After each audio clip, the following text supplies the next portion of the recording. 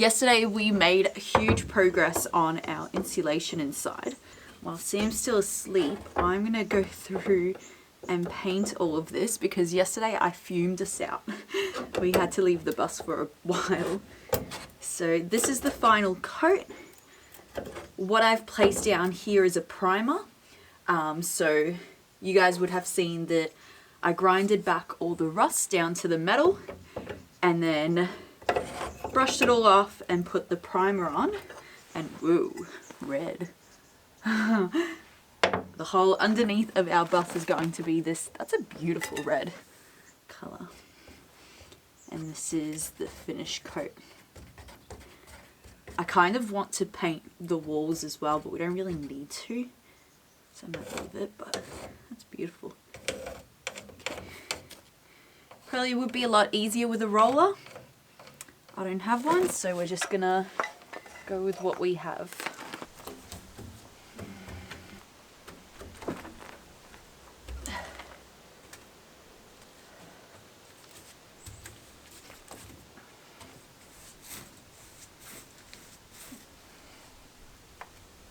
This was one of those things that we got given as well. So we might as well use it up instead of buying something that's new. That was definitely a lesson learned. That paint is so difficult to get out of your skin. I was scrubbing for ages and it's still all over my hand. Luckily we have this so much stuck to it now. Luckily we have this I don't know, stone that essentially takes stuff off your fingers. But I started rubbing it to try clean it off and it was just like spreading and it's like an oil-based paint and I'm like, yeah, maybe I should stop doing that because imagine if I had just done that all over my hand. Yeah, definitely wearing gloves the next time that I do a task like that because that's gonna take days to get off. It was the King's birthday weekend, so I took the opportunity to head down to Victoria and spend a weekend in the beautiful Dandenong Ranges. I spent it with my family around cozy Olinda and Callista. Most of the weekend was spent relaxing, chatting, exploring nature and eating good food, just like a good weekend should be.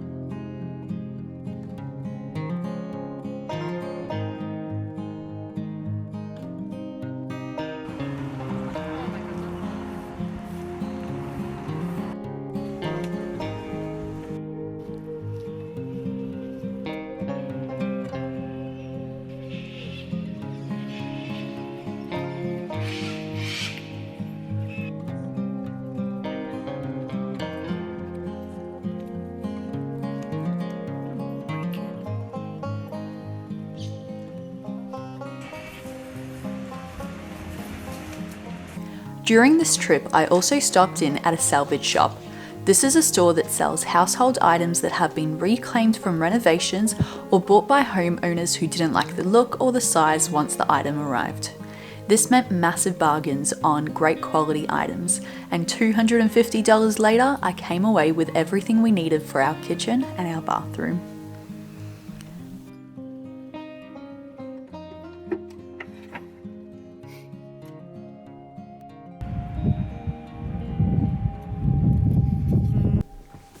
I'm so excited to show you all the things that I bought down in Olinda for the kitchen and for the bathroom.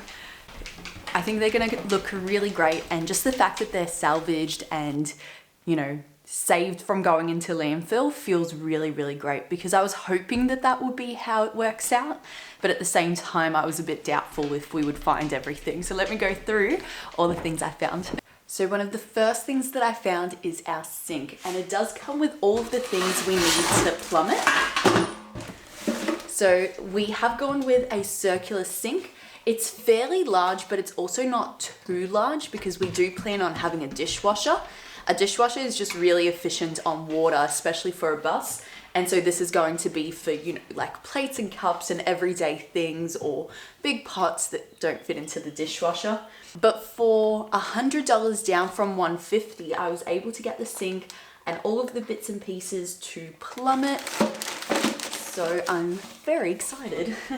I did also end up going on Facebook Marketplace and finding a tap.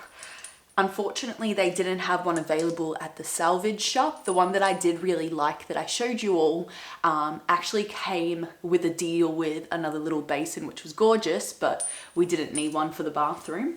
So I ended up going on Marketplace, and this one is really water efficient. It only uses 7.5 liters of water per minute, which is how much a dishwasher uses in one cycle, which is just insane.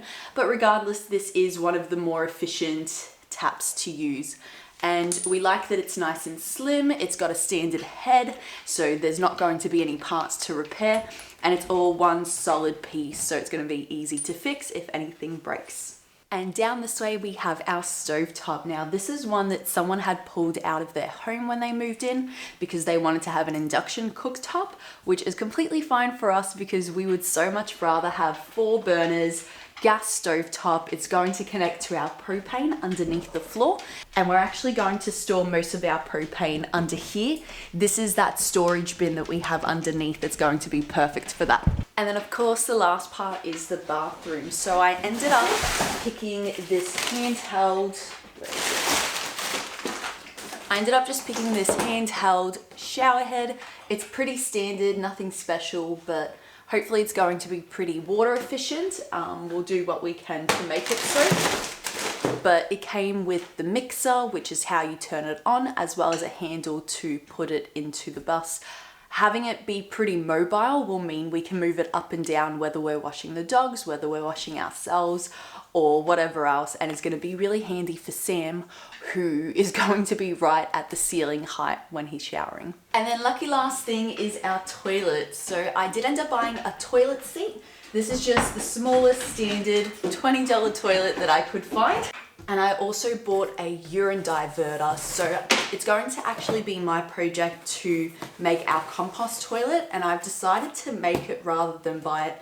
1, because it's way more affordable and efficient, but 2, it's also really difficult for us to have a standard toilet because of the amount of space that we have, but also the logistics of a moving vehicle compared to a stationary house. So I bought a seat, I bought a diverter online, and so the diverter is going to allow us to separate the urine from the poo, and therefore we can actually reduce the smell and be able to compost more effectively and be able to get rid of the urine, you know, the same way that grey water gets rid of, because it's all sanitary. The cool thing about our toilet is that it's all going to go down a chute and through piping for this down below the bus, and everything as far as cleaning is going to be able to be accessed from underneath the bus, and I'll show you guys that in just a moment, the space that's there. But yeah, I'm really excited to make this work. We were talking yesterday of potentially having 2 buckets that we can then swap when it's time, rather than having one gigantic one. But I'll keep thinking, keep brainstorming, because that's not something that needs to be done just yet. But exciting to have all the bits to do it. So that's our grey water tank. That's the wheel well that I was just talking about. And then in here should be where we're going to create an access so that we can get the toilet out. So the toilet will be somewhere here. There's nothing under here. We'll be able to put in quite a large bucket underneath here so that we can have the compost going for quite a while. I think that's all that we've purchased so far. We do have our friend Joe coming round on Monday or Tuesday, and Sam and him are going to start tackling some of the big jobs. We've enlisted him to come and help us out for the next few months, as long as he's willing to, because there's a lot of like welding jobs that we're going to hopefully really use his help for, and just motivation as well, just being able to feel supported in the process, because one of the toughest things about building a home or building a bus, converting anything, is just having that faith in yourself and the decisions you're making. So sometimes having someone else to kind of jump off ideas with can be really beneficial.